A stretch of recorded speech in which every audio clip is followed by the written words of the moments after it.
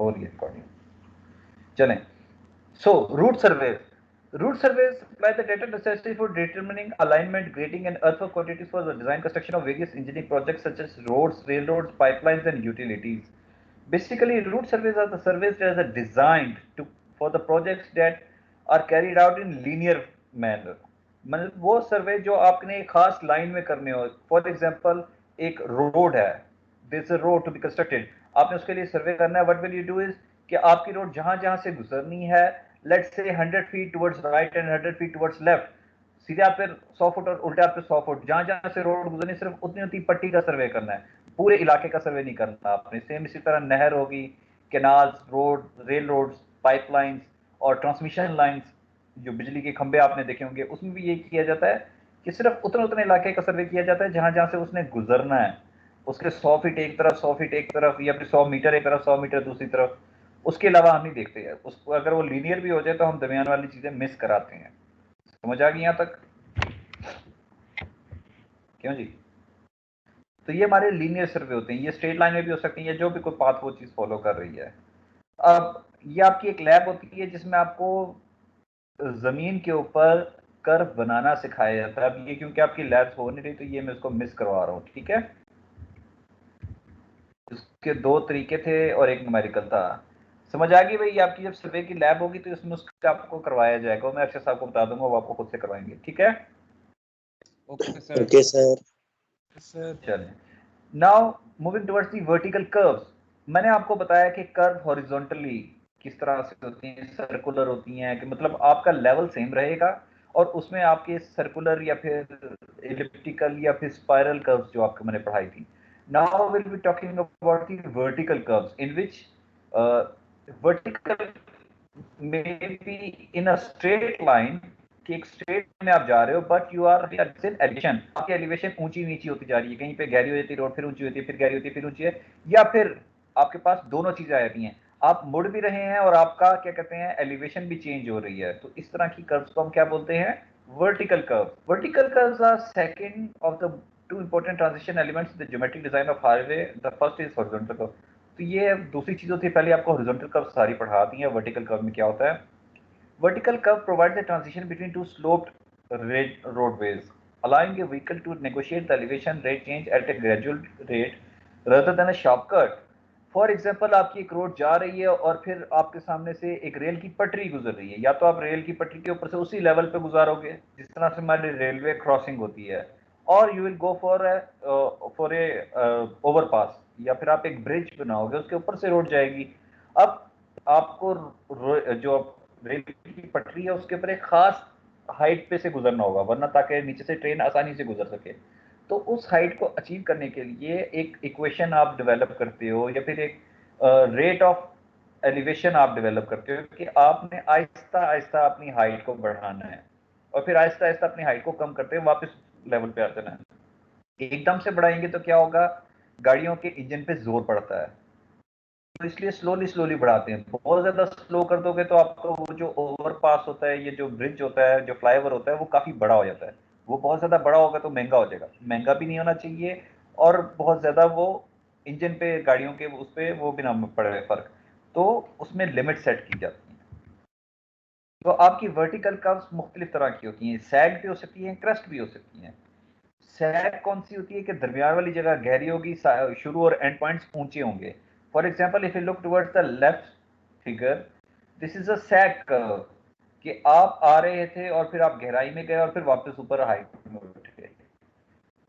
Then comes the crest curve, कि आप गहरी जगह पे आ रहे थे, फिर जगह ऊंची हुई और फिर वापस गहरी।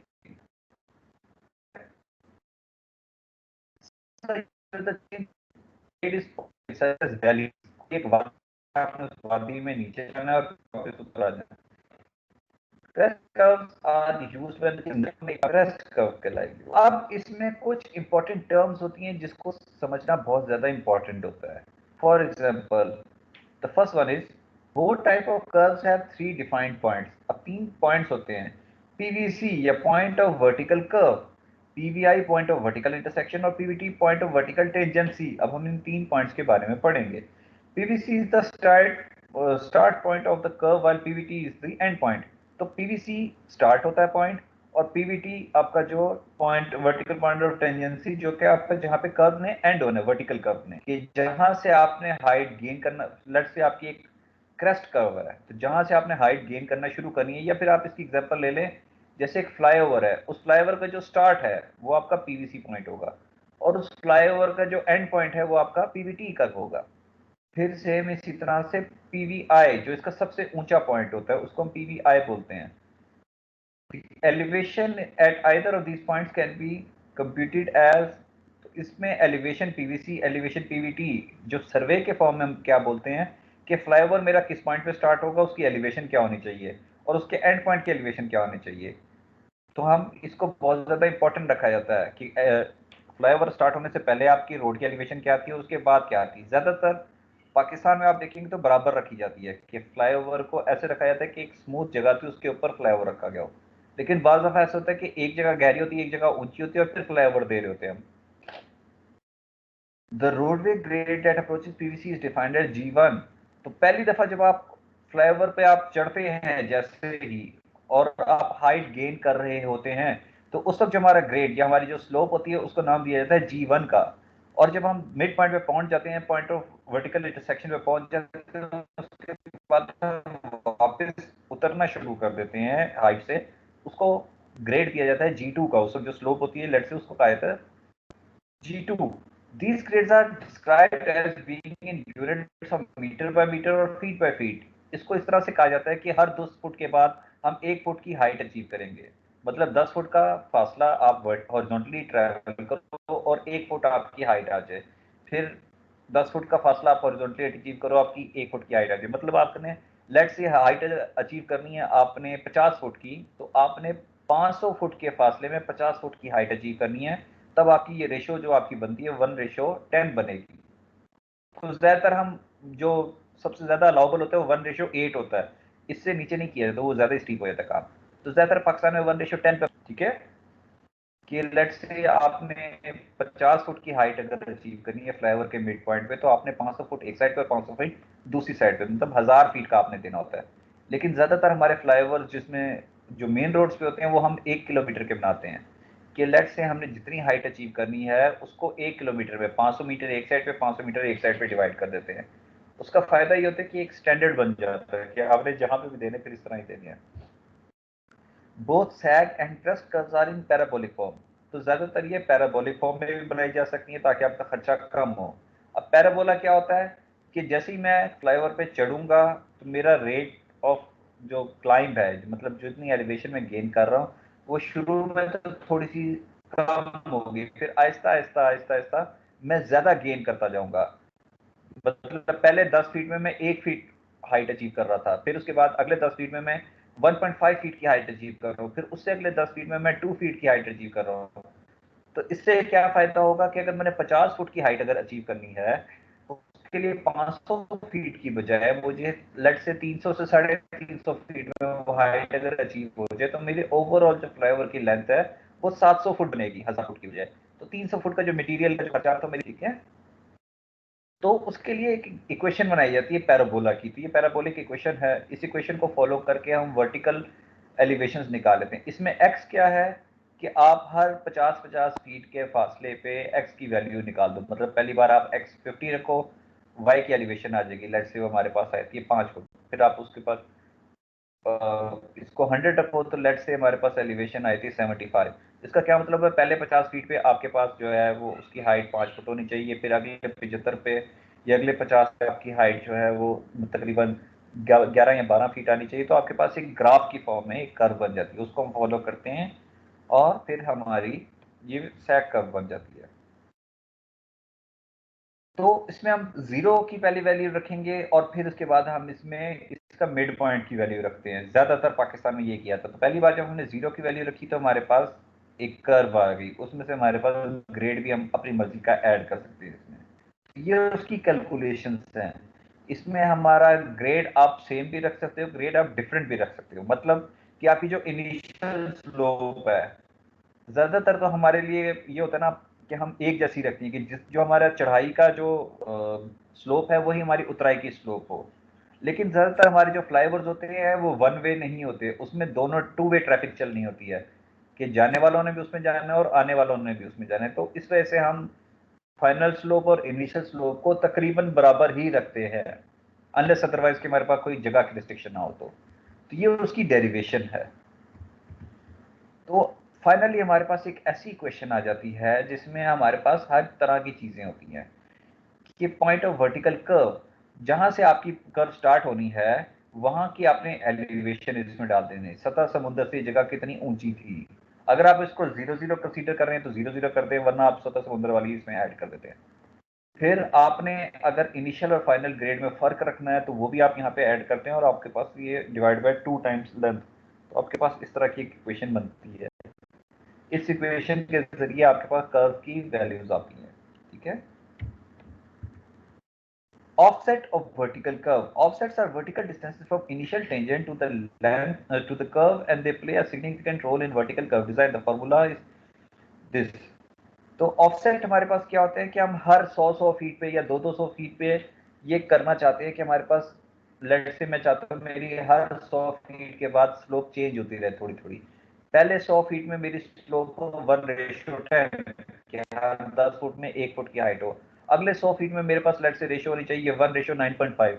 अगले 100 फीट में 1 रेशियो लेट से क्या देते हैं 9 की, और उसके बाद फिर दोबारा से 9.5 और फिर अगले 100 में 1:10 हो जाए। तो उसके लिए फिर इस तरह की एक इक्वेशन बनाई जाती है कि आप हर 100 फीट में डिवाइड कर देते हैं पूरी की पूरी कर्व को, और हर एक कर्व के अलग अलग से डिटरमिन करते हैं। अब इसमें बहुत ज्यादा इंपॉर्टेंट चीजें क्या आती हैं, किसी भी कर्व को डिजाइन करने के लिए आपने ये रखना होता है कि आपकी कर्व ऐसी हो कि जब आप उसमें स्पीड से जा रहे हो तो आपको सामने वाली गाड़ी नजर आनी चाहिए। ठीक है। और आपके पास इतना फासला होना चाहिए कि अगर आप ब्रेक लगाएं तो आप रुक सकें। While designing curves, a lot of factors have been to be kept in mind. The most important predominant factors that need to be proper attention are stopping side distance और passing side distance. अब हम इनके बारे में थोड़ा थोड़ा सा पढ़ते हैं। Stopping side distance is dependent on type of curve. तो स्टॉपिंग साइड डिस्टेंस वो डिस्टेंस होता है कि आपको अगली गाड़ी नजर आए और आप उसको एक्सीडेंट किए बगैर रोक सके सेफली। ठीक है। और क्रस्ट कर्व्स वो कर्व जिसमें हमारे फ्लाईओवर्स होते हैं, sight distance is limited by curve itself as the curve is the obstruction. तो क्या होता है कि अगर आप बहुत ज्यादा स्टीप कर्व बना देंगे तो आपको चढ़ाई करते हुए समझ नहीं आएगा कि सामने वाली गाड़ी आ रही है या नहीं आ रही, आपको रोड नजर आना शुरू हो जाएगी, गाड़ी उसके पीछे छुप जाती है। For sag curve the side distance is generally only limited by headlight range. तो जो हमारी सैग कर्व होती है जिसमें गहराई में उतर के वापस ऊपर जाना होता है, वहां पे हमारे पास लिमिट आई होती है हेडलाइट की, कि आपकी जो गाड़ी की रात के टाइम अगर आप ट्रेवल कर रहे हैं तो उसकी जो लाइट्स होती हैं उसमें सामने वाली गाड़ी आ रही है या नहीं आ रही, क्योंकि अब आप थोड़ा सा जमीन की तरफ आपकी वो हो जाती है, लाइट्स हो जाती हैं। AASHTO, American association for standard highways and traffic officials है, ये एक सोसाइटी है, मतलब एक अथॉरिटी है।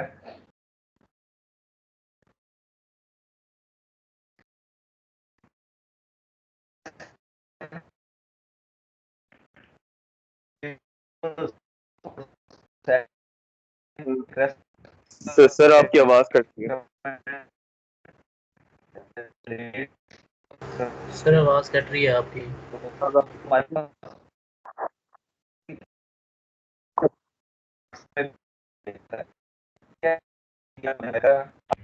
आपकी आवाज नहीं आ रही। अब ठीक हो गई है? अब तो मैं बोल ही नहीं रहा, आवाज क्या नहीं। सर यस अभी सर ठीक अब हुआ। ठीक हो गई है। चलो, आस्टो ने हमें काफी सारे रेंजेस बताई हैं और कुछ फॉर्मूला बताए हैं जिसके जरिए हम ये काम चलाते हैं। सो पासिंग साइड डिस्टेंस ये डिस्टेंस होता है कि आपका मिनिमम फासला कि दो गाड़ियां आपस में एक दूसरे को देख सके, इतना कम ना हो कि बस ये फिर आप आगे जब देखें तो आपस में टक्कर लग जाए। इनके दरमियान में इतना फासला हो कि ये ब्रेक लगा सके अगर आमने सामने एक दूसरे के आ जाएं। अब ये ऑपोजिट साइड से गाड़ी एक दूसरे की तरफ आ रही हैं, या फिर आप एक ही डायरेक्शन में गाड़ियां जा रही हो तो सामने वाली गाड़ी आपको नजर आती रहे, इतना फासला आपका होना चाहिए। Next is spiral curves. बेटा स्पाइरल कर्व्स क्या होती हैं? कि जिस तरह की ये फिगर है कि इसमें ये स्पाइरली आपकी ट्रेन ने नीचे जाना है, आपके पास आहिस्ता आहिस्ता ये नीचे जाती तो काफी लंबा रास्ता बन जाना था, उन्होंने पैसे बचाने के लिए इस तरह से बना दी। इसमें क्या होगा, थोड़े से फासले पे ट्रेन स्लो होगी, नीचे उतरेगी और वापस स्पीड पकड़ लेगी। ठीक है, ये रोड्स में हमें नजर आती हैं जब भी हम मोटरवे पे चढ़ने लगते हैं, तो वो हमारे पास इस तरह की स्पाइरल कर्व्स होती हैं, उसी रोड के ऊपर से गुजर रहे होते हैं हम। ठीक है, सुपर एलिवेशन। सुपर एलिवेशन आप लोगों ने पहले भी पढ़ा होगा कि जब आपकी गाड़ी बहुत ज्यादा स्पीड में जा रही हो, लेट्स से आप मोटरवे पे ट्रैवल कर रहे हैं 120 की स्पीड से, अब एक मोड़ आ गया, आप जब मोड़ेंगे तो आपकी गाड़ी को एक धक्का सा लगता है जो कि आपकी गाड़ी को बाहर की तरफ गिराना चाहता है, सेंट्रीफ्यूगल फोर्स लगती है। इसको काउंटर करने के लिए क्या किया जाता है कि रोड का बाहर वाला किनारा थोड़ा सा ऊंचा रखा जाता है। ये वाला किनारा जितना ऊंचा रखा जाता है इसको बोला जाता है सुपर एलिवेशन, ताकि आपकी रोड बाहर की तरफ ना जाए, वो अपने वजन से अंदर ही रहे। When a vehicle travels in a circular path or curved path, it is subjected to an outward force which makes the vehicle to overturn and skid due to centrifugal force. एक फोर्स इस पे लगती है, जब आप एकदम से मुड़ते हो, आपने देखा होगा आपका पूरा जिस्म एक साइड पे जाता है, उससे गाड़ी आपकी स्लिप भी ना हो या फिर वो उलट ना जाए। इसको करने के लिए आउटर एज जो होता है उसको थोड़ा सा ऊंचा रखा जाता है, इसको सुपर एलिवेशन भी कहते हैं या बैंकिंग ऑफ ए रोड भी कहते हैं। Super elevation is provided to achieve higher speeds of vehicles. तो मोड़ पे आपकी स्पीड आपको कम ना करनी पड़े, आप उसी स्पीड पे मुड़े, इसके लिए सुपर एलिवेशन दी जाती है। It increases the stability of fast moving vehicles when they pass through a horizontal curve and it also decreases the stress on foundation। और इसमें क्या होता है, हमारे पास फाउंडेशन पे ज्यादा जोर भी नहीं आता, नीचे की तरफ हमारी जो रोड होती है उस पर ज्यादा जोर नहीं पड़ता जब हम बाहर की तरफ मुड़ते हैं। कर्व का लेक्चर पूरा हो गया, आज का आखिरी लेक्चर हम स्टार्ट करते हैं और फिर आपकी छुट्टी। ठीक है, okay sir. Yes sir. Okay sir. Construction survey. Construction survey क्या होता है, पढ़ा है किसी ने कभी कुछ? क्यों जी बेटा, कंस्ट्रक्शन सर्वे होता है कि आपने कोई भी प्रोजेक्ट करना है उससे पहले जो सर्वे किया जाता है कि मेरे सबसे ऊंची जगह कौन सी है, सबसे गहरी जगह कौन सी है, स्लोप क्या है, प्लेन एरिया कौन से है, ताकि आप पूरी एक हाउसिंग सोसाइटी का सर्वे कर लें। उसके बाद आप सबसे ऊंची जगह पे अपनी पानी की टंकी रखेंगे, सबसे गहरी जगह की तरफ आप अपना सीवरेज का सिस्टम रखेंगे, आपकी जो प्लेन जगहें होंगी वहां पे आप अपनी रोड्स को रखेंगे, घरों की तामीर किस तरह से होनी चाहिए, इंपॉर्टेंट बिल्डिंग्स आपकी किस जगह पे आएंगी, अगर कोई दरिया गुजरता है उसमें जो मैक्सिमम फ्लड लेवल होता है कि जब बहुत ज्यादा सैलाबी रेला उसमें से गुजरता है उसका लेवल कहां तक आता है, उसके ऊपर ऊपर आपकी बिल्डिंग्स होनी चाहिए। तो ये सारी चीजें हमारी कंस्ट्रक्शन सर्वे में आती हैं। In support of construction activities, the surveyor obtains the reconnaissance of preliminary data which are necessary at planning stage. During the construction phase, the surveyor offers effort as needed. तो प्लानिंग स्टेज के दौरान आपको सर्वे, उस जगह की topographic, उस जगह के कंटूर मैप्स, ये सारी चीजें चाहिए होती हैं ताकि आप उस पर प्लानिंग कर सकें कि यहाँ पे मैं अगर एयरपोर्ट देना चाह रहा हूँ किसी एक शहर में तो किस जगह पे सबसे ज्यादा सूटेबल है, पहाड़ी इलाकों में कहाँ पे एयरपोर्ट आ सकता है, स्टेडियम कहाँ आ सकता है, रोड कहाँ कहाँ जा सकती हैं, पहाड़ी इलाके से अगर मैंने कोई डैम बनाना है, कोई कैनाल गुजारनी है तो कहाँ से हो सकता है। Construction survey includes determining distances, areas and angles. इसमें क्या क्या चीजें आती हैं, फासले, एरिया और एंगल, की दो चीजों का आपस में एंगल क्या है। Establishing reference points for both horizontal and vertical control.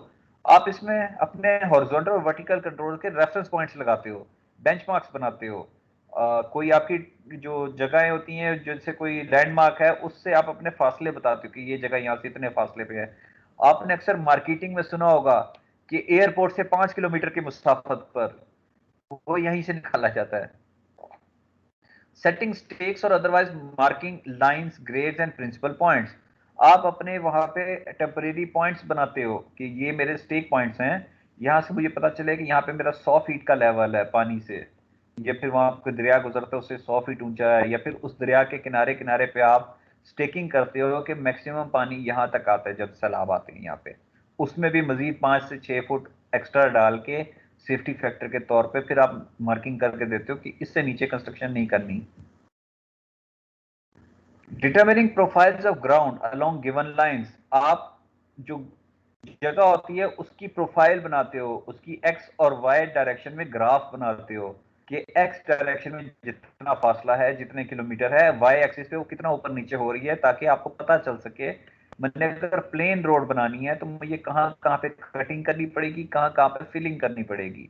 Determining profiles of ground हो गया, preparing large scale topographic map using plane table और transit stadia data to provide information for drainage and site design.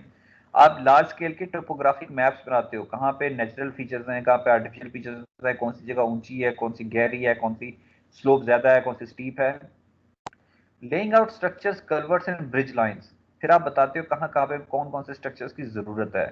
कल्वर्ट्स का पता है, जब आपके दो पहाड़ जहाँ पे मिलते हैं वहां पे एक गली सी बनती है, उसमें से पानी ने गुजरना होता है।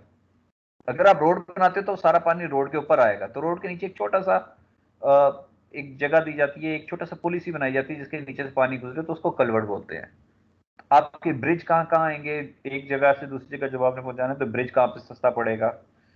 Determining horizontal and vertical placement of utilities, आप ये यूटिलिटीज कहाँ कहाँ से गुजरेंगी, वाटर सप्लाई के पाइप, सुई गैस के पाइप, बिजली के खंभे, ये कहाँ कहाँ से गुजर रहे हैं। अब हॉरिजॉन्टल वर्टिकल कंट्रोल होता क्या है। Horizontal and vertical control are developed to create a framework around which other service can be adjusted. तो ये आपका एक फ्रेमवर्क होता है, या तो आप ग्रिड की फॉर्म में बना लेते हो या फिर आप इंपॉर्टेंट पॉइंट्स को बता देते हो कि ये पॉइंट्स का फासला एक दूसरे से क्या है और उनकी एलिवेशन क्या है। जिस तरह आपको शुरू में पढ़ाया गया था कि हम अपने स्टेशन पॉइंट्स बनाते हैं, किसी भी बड़े सारे इलाके को ट्राइंगल्स में डिवाइड करते हैं और उन ट्राइंगल्स के जो पॉइंट्स होते हैं उनको मेंशन करते हैं चित्र में, ताकि उनसे हम फासला लेके बता सकें कि मैंने अपना घर लेट से पॉइंट बी से 300 फुट के फासले पे नॉर्थ डायरेक्शन में बनाना है। ठीक है। These control points are used for accurate mapping projects in the construction of underground utility systems, roadways, power lines, tunnels and many other precision projects. तो इनका फायदा क्या होता है कि इन पॉइंट से आप पिन पॉइंट एक्यूरेसी से बता सकते हो कि मेरी सुरंग यहाँ से शुरू होगी, यहाँ पे खत्म होगी। अंडरग्राउंड यूटिलिटीज, जेर जमीन अगर मैंने कुछ देना है, ऑप्टिकल फाइबर बिछानी है, कुछ भी करना है तो इनके जरिए होगा। रोड्स कहाँ आएंगी, पावर लाइंस कहाँ आएंगी। Horizontal control surveys coordinate horizontal positional data, तो हॉरिजॉन्टल में हमारे पास सारा हॉरिजॉन्टल डाटा आता है, चीजों का आपस का फासला, चीजें आपस में क्या हॉरिजॉन्टल एंगल बना रही हैं, आप नॉर्थ से कितने एंगल पे कौन सी चीज की बेरिंग क्या है। Typical construction project is developed and planned in a context of coordinates, तो आपके सारे जो कोऑर्डिनेट्स होते हैं नॉर्थिंग और ईस्टिंग, तो ये आपका हॉरिजॉन्टल कंट्रोल कहलाता है। ठीक है। एलिवेशन आपका वर्टिकल कंट्रोल होता है किस्म का। It is usual and convenient that such coordinates are derived from a network of control points. These points are established by a control survey and up to tens of kilometers apart. तो coordinate का पूरा system हो जो कि तकरीबन 10 kilometre या 100 kilometre की range हो सके। ठीक है, आप कोऑर्डिनेट्स को पिन किसी भी एक दरख्त की लोकेशन पर, यहाँ पे एक दरख्त मौजूद है। These can be referred by parallel और plane coordinate axis। अब ये आप किसी भी तरीके से आप parallel या plane coordinate axis, parallel या plane coordinate axis वो जिस तरह हमारा x axis और y axis में हमारे पास नॉर्थिंग और ईस्टिंग होती है उसको बोलते हैं। लैटिट्यूड और लॉन्गिट्यूड ग्लोब पे आ जाता है। Because they are used as framework for other surveys, these survey must be precise and accurate। तो इसमें आपकी कोई गलती नहीं होनी चाहिए क्योंकि इसके बाद आपने बाकी प्लानिंग और बाकी सर्वेस कैरी आउट करनी है, तो ये आपका एक्यूरेट होना चाहिए। The service provided network of monuments, इसमें आपके पास एक कुछ मॉन्यूमेंट्स बन जाते हैं या पॉइंट्स बन जाते हैं जिनको आप ग्राउंड कंट्रोल के तौर पे इस्तेमाल कर सकते हो। कि फॉर एग्जांपल मेरे पास लेट से जमीन के ऊपर एक बिजली का बड़ा खंभा मौजूद है या फिर एक मेरे पास मोबाइल का टावर है, तो मैं उसके कोऑर्डिनेट्स निकाल लूंगा ताकि उसके जरिए मैं बाकी जितनी भी जगह का सर्वे करूं एंड में चेक लगा सकूं कि इसके कोऑर्डिनेट्स के हिसाब से मेरे जो पॉइंट है उसके कोऑर्डिनेट ठीक आ भी रहे हैं कि मैंने कोई गलती तो नहीं की। On the grounds used for control for any surveying project such as boundary और construction survey, तो आपके पास कोई एक लैंडमार्क हो उसके जरिए आप चारों तरफ उसके सर्वे कर सकें ताकि आप बाउंड्री भी बना सकें या कंस्ट्रक्शन सर्वे कैरी आउट कर सकें। ज्यादातर जब भी आप किसी प्रोजेक्ट पे जाओगे आपको एक बेंचमार्क दिया जाएगा कि ये आपका बेंचमार्क है, इस वो कुछ भी हो सकता है। किसी एक बिल्डिंग ऑफिस जिस तरह जीपीओ का जो मेन ऑफिस होता है उसका जो फर्श होता है, ज्यादातर वो हमारा बेंचमार्क होता है किसी भी शहर में कि ये सतह समुद्र से इतनी हाइट पे है, तो आप वहां से सर्वे करते हो, उसको बेंचमार्क रख के आप अपने प्रोजेक्ट कैरी आउट करते चले जाते हो। तो कोई भी आपके एक इलाका होता है, आपने उसमें स्टेशन पॉइंट्स क्रिएट करने होते हैं। ट्रायंगल, अगर आप ट्रायंगुलेशन कर रहे हैं तो आप ट्रायंगल्स बना लेंगे पूरे इलाके में और फिर आप उसका सर्वे करेंगे। Fixed control points are usually built as control station monuments by government agencies. ज्यादातर क्या किया जाता है कि जितने यहाँ पे नोड्स बन रहे हैं इनको उस जगह पे मौके पर बनाया जाता है।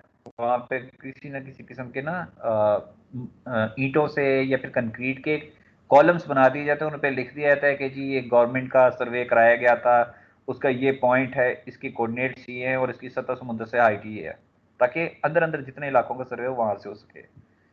The picture primary triangulation network is depicted in Netherlands up to 77 points। ये नेदरलैंड में काम किया गया था उनका। पाकिस्तान का भी इस तरह का एक मैप है जिसमें 77 पॉइंट्स है। Considering how these reference points are being formed, it is no surprise that control surveys are usually established on high location। ज्यादातर इनको ऊंची जगहों पे बनाया जाता है, जिस तरह से पहाड़ी की चोटियां जो होती हैं, ताकि एक दूसरे से नजर आ सकें। ठीक है। हॉरिजॉन्टल कंट्रोल नेटवर्क में भी establish one of the following method. तो इसके लिए मुख्तलिफ मेथड्स आपको बताए गए। ट्रिवर्सिंग है, ट्रायंगुलेशन है, ये दोनों आपको पढ़ा दिए हैं। ट्राइलेटरेशन है, ये इन दोनों का मिक्सचर होता है कि कुछ ट्रायंगल कुछ आपके पास ये ट्रिवर्स हो जाते हैं। जीपीएस, जीपीएस उस वक्त नहीं होता था तो इस तरह से काम चलाते थे, अगर आपके पास सिग्नल नहीं आ रहे तो फिर आपको ओल्ड स्कूल तरीके से ट्रिवर्सिंग और ट्रायंगुलेशन से काम चलाना पड़ेगा, वरना जीपीएस से हमारे पास कोऑर्डिनेट्स आ जाते हैं उस जगह के। अगली है फोटोग्रामेट्री। ड्रोन के जरिए या फिर किसी जहाज के जरिए उस जगह पे आप तस्वीरें खींच लेते हैं और उन तस्वीरों के ऊपर आप ड्रॉ कर लेते हैं सॉफ्टवेयर के जरिए ना, जिस तरह से गूगल अर्थ है। वर्टिकल कंट्रोल सिस्टम, इसमें आपकी एलिवेशन होती हैं। Vertical control survey disturbance elevation with respect to sea level. तो हमारे सतह समुद्र से जो हाइट्स होती हैं वो वर्टिकल कंट्रोल सर्वे में आती है। These surveys are carried out also used as benchmark। तो इसमें हम benchmarks देते हैं कि यहाँ से मेरा एलिवेशन ये है और उससे कितना मेरा ऊपर नीचे काम चलना है। ठीक है। Other surveys based on high degree is required। These surveys are useful for tidal boundary surveys, route surveys, construction surveys and topographic survey। तो ये सर्वेज हमारे कहाँ में यूज होते हैं? टाइडल बाउंड्री सर्वे के समुद्र, साहिल समुद्र में आपने टाइडल बाउंड्रीज बनानी होती है कि मेरे पास हाई टाइड कहाँ आएगी, लो टाइड कहाँ आएगी। रूट सर्वे, मेरी रोड कहाँ से गुजरेगी, ऊंची जगह कौन सी है, गहरी जगह कौन सी है, कहाँ पे मुझे कटिंग करनी पड़ेगी, कहाँ पे फिलिंग करनी पड़ेगी, कहाँ मुझे ब्रिजेस बनाने पड़ेंगे। कंस्ट्रक्शन सर्वे मेरा प्रोजेक्ट है उसके लिए, और टोपोग्राफिक सर्वे में ही काम आता है। In a vertical control system at least 2 permanent benchmark should be used. कम से कम आपने 2 बेंचमार्क यूज करने थे, एक से आप स्टार्ट करो और एक पे आप खत्म करो, ताकि आपको पता चले आपकी एक्यूरेसी कितनी है, कोई गलती तो नहीं कर रहे। बट मोर में be required depending upon the needs and complexity of the project. लेकिन अगर आप एक डायरेक्शन में बहुत ज्यादा दूर तक जाना पड़े तो आपको हो सकता है 2 से ज्यादा चाहिए हो। These projects are needed for the construction of water and sewer systems.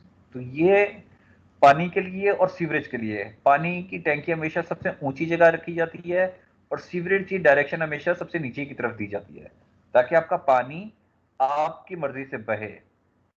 Highways, bridges, trains, and other major town or city infrastructure. These surveys can be done alone, but often done in conjunction with horizontal survey control। ज्यादातर तो इनको आप अकेले भी कर सकते हैं, लेकिन ज्यादातर इनको हॉरिजॉन्टल सर्वे के साथ किया जाता है कि आप उसे एक्स वाई डायरेक्शन में लोकेशन भी बता दें कि नॉर्थ में और ईस्ट में कहाँ वजह मौजूद है जगह, आपकी पानी की टैंकी नॉर्थ में और ईस्ट में किस जगह मौजूद है और उस पानी की टैंकी की हाइट क्या है, ताकि आपको पिन पॉइंट एक्यूरेसी से उसके तीनों कोऑर्डिनेट्स आ जाएं, एक्स वाई और जी। अगर उसकी एलिवेशन बन रही है तो उसमें एक्स वाई जी में बन जाए। अब फील्ड मेथड कौन कौन से इस्तेमाल होते हैं? मोस्ट डिजिटल मेथड है on board adjustment programs and और memory card that will allow the data to be transfer to a computer for adjustment. Field survey में क्या होता है कि आप जीपीएस के कोऑर्डिनेट्स होते हैं उनको स्टोर करते जाते हैं मुख्तलिफ पॉइंट्स पे, मुख्तलिफ पॉइंट्स का नाम देते जाएं और आप शाम के टाइम आप उसे अपने कंप्यूटर में डाल के उसका मैप बना सकते हैं। Manual readings can be hand entered into data collector to record the data, adjust the point elevations and compile reports। या फिर आप मैनुअली अपने सेल फोन के जरिए भी आप एलिवेशन और वो निकाल सकते हैं कोऑर्डिनेट्स, तो वो भी आप मैनुअली भी पुट कर सकते हैं। Carefully plan GPS network survey can be used to obtain reduce levels. तो आपके पास अगर आप अच्छे तरीके से एक अच्छा जीपीएस नेटवर्क प्लान कर लें तो आपके पास बहुत ज्यादा एक्यूरेसी से आ जाते हैं। जो हमारे पास गूगल अर्थ और गूगल मैप है उनमें थोड़ी सी इनएक्यूरेसी है। ठीक है, 10 फुट प्लस माइनस, मतलब उनका 20 फुट का रेडियस होता है।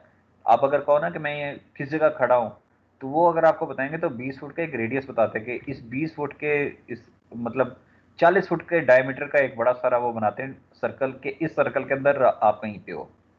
वो पिन पॉइंट नहीं बता सकते, तो अपने पिन पॉइंट एक्यूरेसी के लिए जीपीएस को भी इस्तेमाल कर सकते हैं, लेकिन उसको ज्यादा डिटेल में जाना पड़ता है।